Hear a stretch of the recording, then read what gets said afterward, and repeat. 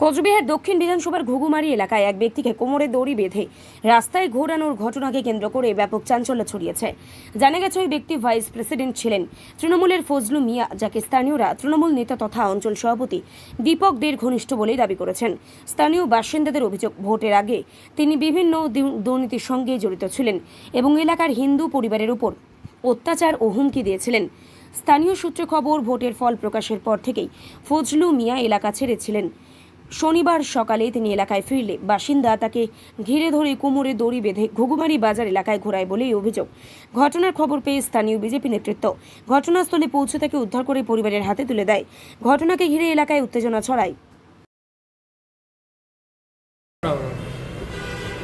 দেখুন, আজকে ফজলুর রহমান নামে একজন ব্যক্তি, মানে তৃণমূলের হারমার, সে 4 তারিখের আগে আমাদের যিনি প্রার্থী রতিন ঘোষ তার গাড়িতে বারবার হামলা করে এবং এইখানে অঞ্চল সভাপতির নেতৃত্বে এবং ঘুঘুমারি এক পঞ্চায়েতের স্বামী, সেটা হচ্ছে রানা মজুমদার, এবং দীপকদের নেতৃত্বে অঞ্চল সভাপতি, তার নেতৃত্বে রানা আপনার ফজলুর রহমান বারবার আমার প্রার্থীর উপরে হামলা করে এবং কি 4 তারিখের আগে ও মানুষের কাছে, সাধারণ মানুষের বাড়িতে বলছে হিন্দুদের বাড়িতে গরুর মাংস দিবে বা হিন্দুদের গরুর মাংস খাওয়াবে।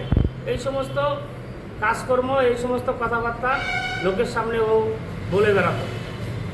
তাই এতদিন ও পলাতক ছিল। আজকে সাধারণ লোক যারা এই সমস্ত কথা যাদের সামনে বলেছিল, তারা আজকে হয়তো ওকে হাতের নাগালে পেয়েছে। পাওয়ার পরে ও পালানোর চেষ্টা করেছিল, সেইখান থেকে ওকে ধরে কোমরে রশি বেঁধে আজকে বাজারে ঘুরিয়েছে এবং কি তাকে ডিম ছোড়া হয়েছে।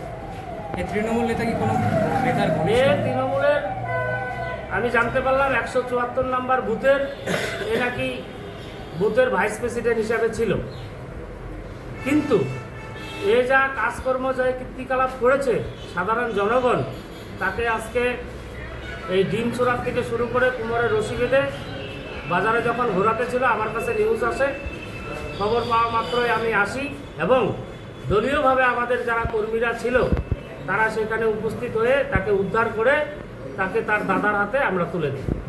আপনার নাম দাদা? আখিরঞ্জন পাল, কুচবিহার দক্ষিণ 3 নং মণ্ডল প্রেসিডেন্ট।